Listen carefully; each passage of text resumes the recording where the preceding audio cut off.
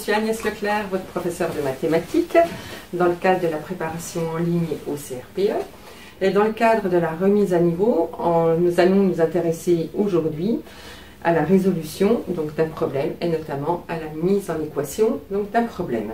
Car je sais que souvent ce sujet vous pose problème et vous avez des difficultés à mettre un problème en équation. Alors, l'énoncé que je vous propose est le suivant. Léa achète 24 assiettes plates, 12 assiettes creuses et 12 assiettes à dessert. Une assiette creuse coûte 3 € de plus qu'une assiette à dessert. Une assiette à dessert coûte 5 € de moins qu'une assiette plate. Léa dépense en tout 540 €. Quel est le prix d'une assiette de chaque sorte? Lorsque vous aurez un problème de ce type à résoudre, il faudra avant tout identifier votre objectif. Alors l'objectif ici est de trouver le prix d'une assiette plate, d'une assiette creuse et d'une assiette à dessert. Donc pour trouver ces différents prix, vous allez avoir besoin d'inconnus. Il va falloir avant tout définir ces différentes inconnues. Donc étant donné que vous avez 3 sortes d'assiettes, vous allez avoir 3 inconnues différentes. Nommons P, C et D les prix en euros respectivement d'une assiette plate, creuse et à dessert. Donc voilà vos 3 inconnues qui sont définies. Donc surtout au CRPE, n'oubliez pas de définir vos inconnues, sinon vous êtes pénalisé et vous n'aurez pas la totalité des points. Alors ensuite, une fois que vous avez défini vos inconnues, vous allez pouvoir écrire votre système. Alors, on aura le système suivant. On a le système suivant. Je vous rappelle qu'au CRPE, l'aspect rédactionnel est très important. Alors, on a le système suivant. Alors, qu'est-ce qu'on va pouvoir écrire comme système? Donc, les informations qui vont vous aider sont les suivantes. Qu'est-ce qu'on sait? On sait qu'il y a 24 assiettes plates, qu'il y a 12 assiettes creuses et 12 assiettes à dessert et que, en tout, Léa dépense 540 €. Donc, avec toutes ces informations, on va déjà pouvoir écrire une première équation. Première équation qu'on écrira donc de la sorte 24P plus 12C plus 12D égale 540. Voilà une première équation pour notre système.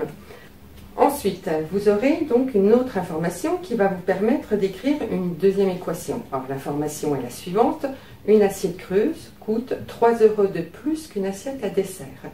Donc, ceci va se traduire par l'équation suivante. Donc, une assiette creuse, c'est-à-dire C, coûte égale.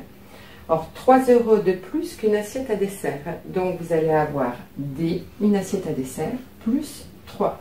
Donc, le prix d'une assiette creuse va être égal au prix d'une assiette à dessert, plus 3 €. Ensuite, vous avez une troisième équation à écrire, que vous allez pouvoir écrire à l'aide de l'information suivante. Une assiette à dessert coûte 5 € de moins qu'une assiette plate. Donc, ceci va se traduire par une assiette à dessert, c'est-à-dire D, coûte 5 € de moins qu'une assiette plate, donc coûte égale 5 € de moins qu'une assiette plate, donc P moins 5. Donc le prix d'une assiette à dessert sera égal au prix d'une assiette plate, moins 5 €. On a ainsi réussi à écrire 3 équations à 3 inconnues. Donc ce système va nous permettre de trouver la solution au problème. Alors, qu'est-ce qu'on peut faire avec ce système? On sait que C est égal à D plus 3 et que D est égal à P moins 5.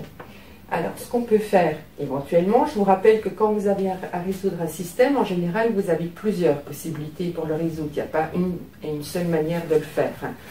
Donc là, j'étudie mon système, je l'observe, j'observe ce système.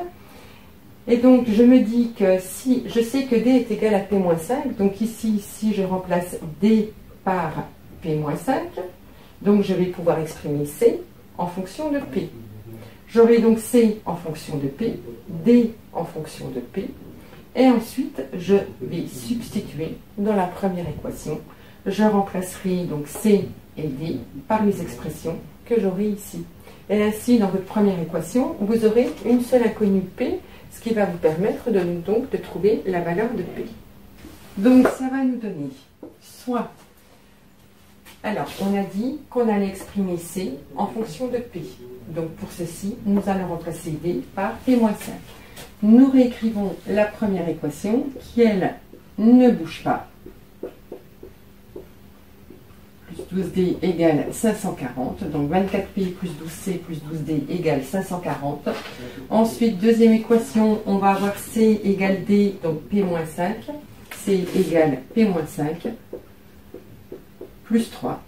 Et ma troisième équation, elle, ne bouge pas. Donc D égale P-5. Alors, n'oubliez pas de remettre vos accolades. Alors, je vous mets soit. Pourquoi est-ce que je vous mets soit? Parce que je vous déconseille en fait d'utiliser, vous avez donc les doubles flèches, la double flèche qui signifie donc équivalence, le fait que ce système-là soit équivalent à ce système, d'accord? Et je vous déconseille en fait d'employer ce symbole. Pourquoi? Parce que si jamais vous l'utilisez à mauvais escient, vous êtes pénalisé. Alors que si vous ne l'utilisez pas du tout, vous n'êtes pas pénalisé. Vous faites simplement un lien entre vos systèmes avec le mot soit et c'est tout à fait correct. Donc ne prenez pas de risque, ne tendez pas le bâton pour vous faire battre comme on dit. Hein. Donc on va avoir ensuite la suite de notre résolution. Notre première équation, elle, ne va pas bouger. On va avoir 24P plus 12C plus 12D égale 540. Deuxième équation, donc on peut réduire. Donc C égale moins 5 plus 3. Moins 5 plus 3 va vous donner P, donc moins 2. Et ensuite, troisième équation, D égale P-5. Nous avons donc un nouveau système. Nous continuons la résolution. Maintenant, nous avons donc exprimé C et D en fonction de P. Nous allons donc pouvoir substituer C et D dans la première équation. Donc j'utilise ce qu'on appelle la méthode par substitution pour résoudre ce système. Je vais donc remplacer C ici par P-2 et je vais remplacer D ici par P-5.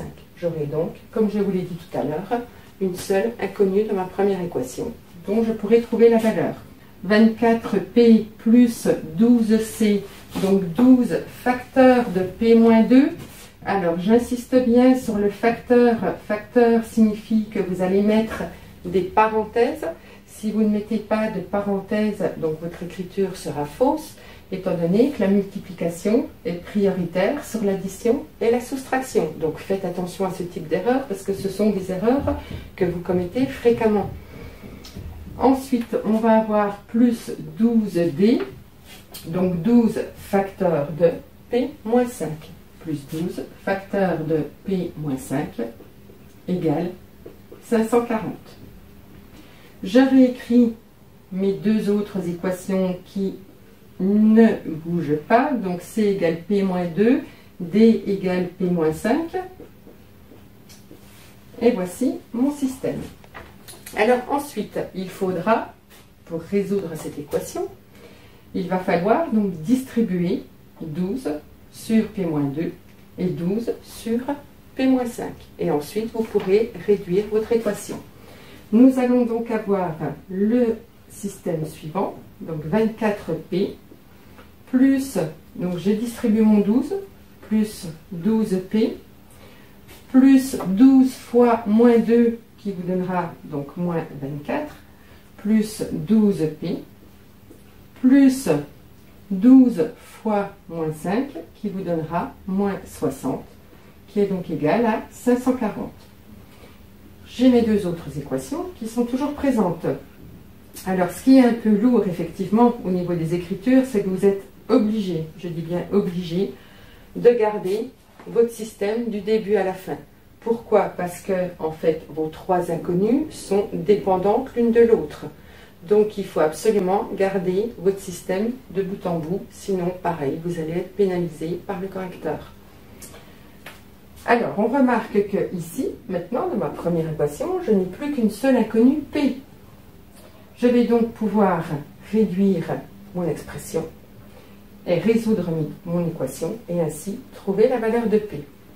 Donc, en réduisant, ceci va me donner donc 24P plus 12P, 36P. 36P plus 12P, 48P. Donc, ce qui vous donne 48P. Moins 24, moins 60, moins 84, égale 540. Je réécris mes deux autres équations. C égale P-2, D égale P-5. Nous avons donc 48P moins 84 égale 540. Alors, pour résoudre cette équation, il va falloir isoler votre inconnu. Votre inconnu ici qui est P. Alors, pour pouvoir isoler votre inconnu, il va falloir passer votre moins 84, comme on dit, de l'autre côté. C'est-à-dire, vous débarrasser, entre guillemets, de ce moins 84. Or, pour s'en débarrasser, en fait, je vous rappelle la règle qu'on applique, c'est que là, qu'est-ce que je vais faire? Je vais ajouter 84. Pourquoi? Parce que moins 84 plus 84, ça va vous faire 0. Et dans une égalité, si je fais une opération dans un membre de l'égalité, il faut obligatoirement faire la même opération dans le second membre de votre égalité pour que l'égalité soit conservée.